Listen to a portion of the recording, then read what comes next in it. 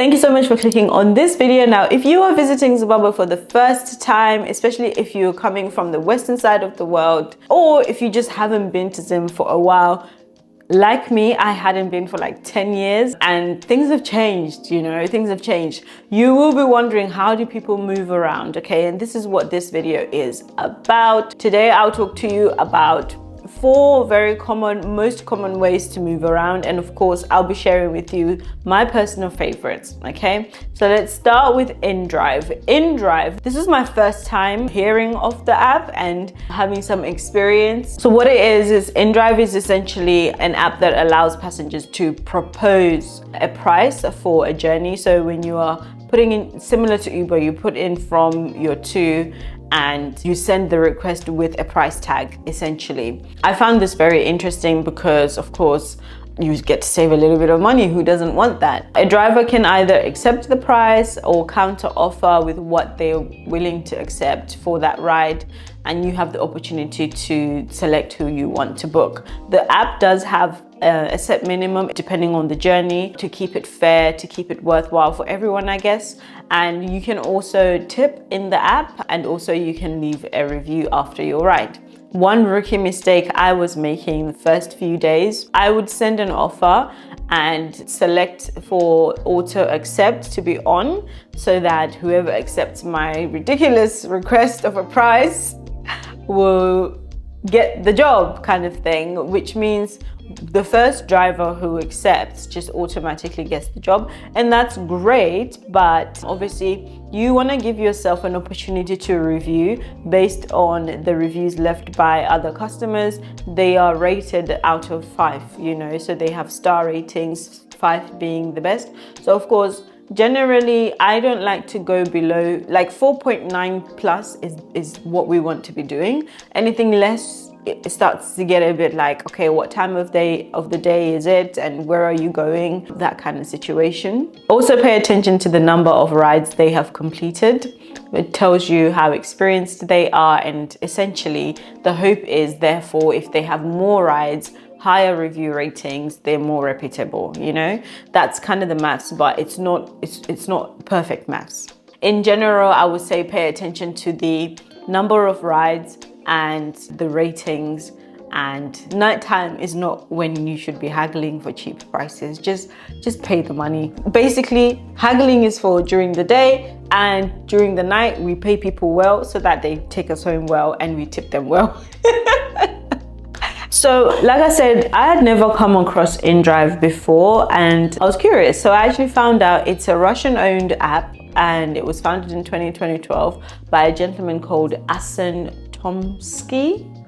I don't know much about him, but I will be looking into him because, you know, we want to know what are the people that are investing in our country. Now, one of the reasons I was curious is because I was like, how is this app making any money? How do they make money? Because like I said in my other video, the Scooby-Doo that I saw people doing there, I was just like, how is this thing actually making money? But I'm not gonna snitch on what I saw. But what's supposed to happen is they are supposed to make money by taking a small commission from each transaction. And I say supposed to because the whole thing is cash. When it comes to payments, like I said, the drivers prefer cash. You can pay with Echo Cash, but that would mean you're gonna need to put in the comment section that you're paying with Echo Cash, okay? It will reduce the options you see, but you know, courtesy. One thing I did notice is Indrive's location pinning isn't always accurate. Now, moving on to transport, other transport options. We're done with Indrive now. I don't want to make this video about Indrive, but Indrive is like the main, like, that's what you need, to be honest. Yeah, there is Bolt. Bolt is Bolt. It's the same Bolt that, you know, if you're used to using Bolt, is the same Bolt. Okay, now the general opinion in Zim was that Bolt is more expensive than Indrive, and I even heard that the price can go up mid-journey. So let me know in the comments if that was your experience, if you know, if that's something you experienced, because I never actually used Bolt. I just didn't see the point, because I'm like, here is an app that isn't frequently in the countries I visit, so let's try it out. And when I hear cheaper, who am I to now go where there's more? No, So, you know, anyway, we're done with the app situation. We're now back on earth. Makombi. I thought Makombi is like, you get your minibus and you say people, oh yeah, handy, you know, but apparently it's a whole system, okay, which is great to hear. If you're not Zimbabwean and you go to Zimia, you must experience a combi, you must experience windy. You don't even need to get inside, just stand where they are. They will have something to tell you about yourself.